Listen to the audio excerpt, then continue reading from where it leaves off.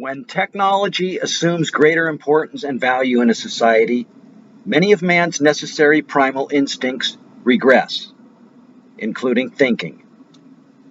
Choosing to abandon costly complex systems as well as avoiding the technological traps which reduce many of life's challenges and subtract from man's mental maturity should always be construed in a positive light.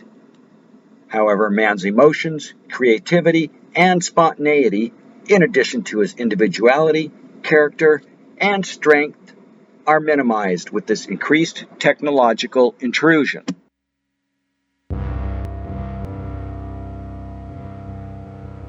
Sometimes evolution isn't the right direction. Technological machines guiding your life as opposed to you creating your own is not healthy.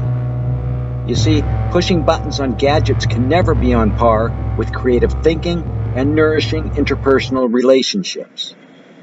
This spawns a technological prison where your senses are bombarded with stimuli to the point that you are subconsciously being conditioned to think less and to converse less, as being an iZombie has the tendency to automize the mind. Injun Joe say, this de-evolutionary. As your self-awareness shrinks, your life becomes further depersonalized. This incremental hypnotic spell that technology casts induces a harmful dependence which typically increases mental withdrawal and retards problem solving, as well as the ability to overcome challenges. When a formerly healthy person can now not go a minute or two without clicking some kind of button or actual physical discomfort occurs, something ain't right. I urge you to look up and make eye contact with the world, because averaging a little over 4 hours per day being socially connected is a misnomer. It is actually social disconnect, since the mutuality of human relationships tend to decrease when one converses less, as forming deep connections become a near impossibility. This push-button paradise trains you to not do things yourself. An unexercised brain is not healthy because it diminishes skills, self-determination, and most importantly, thinking. With this addiction to your electronic binky, are you becoming smarter or dumber when you can no longer read a map? Injun Joe say, you dum-dum. And Injun Joe is right again. The answer is dumber, since you are unwittingly reversing your capacity to think. The bottom line is that a remote-controlled world of non-thinkers pushing buttons will always pale in comparison to nature and deeply connecting with your fellow man. As you will notice, the prior method of isolation weakens mankind, while this next method of isolation elevates mankind.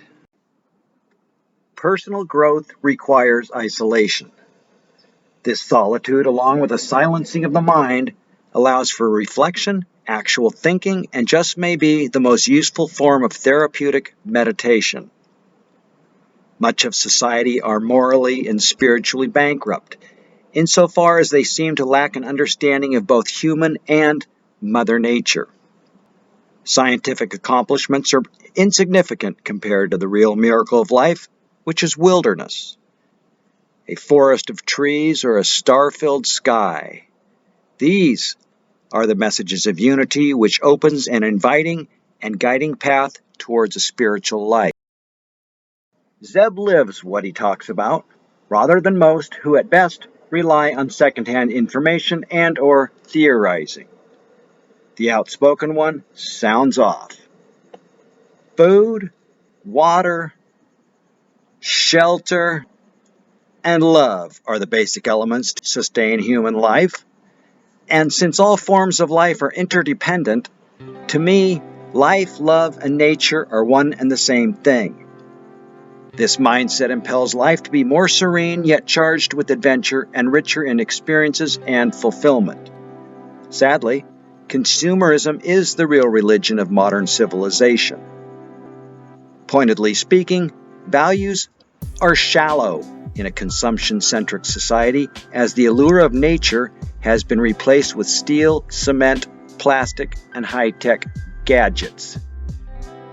Everything springs forth from your health and your sanity. Accumulating more and more stupid stuff is not what you are here to do.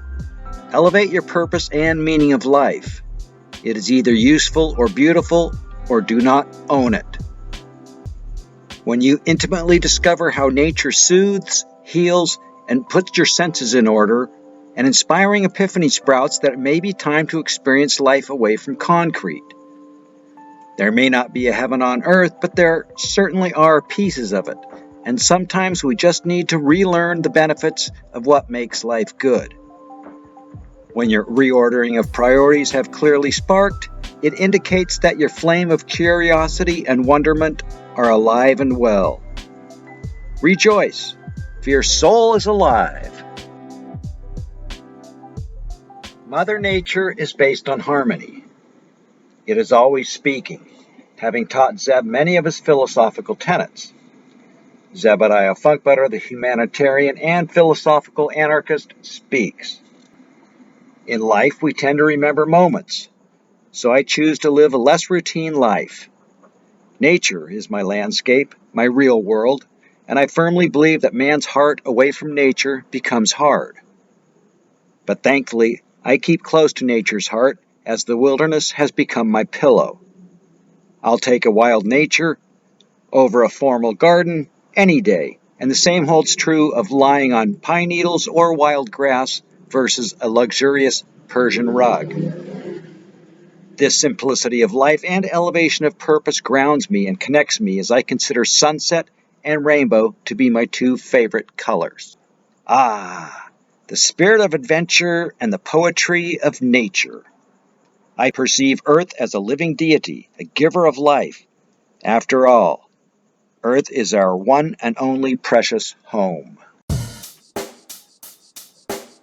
Check the mic and make sure it sound right, boys. Thank you. I say right on.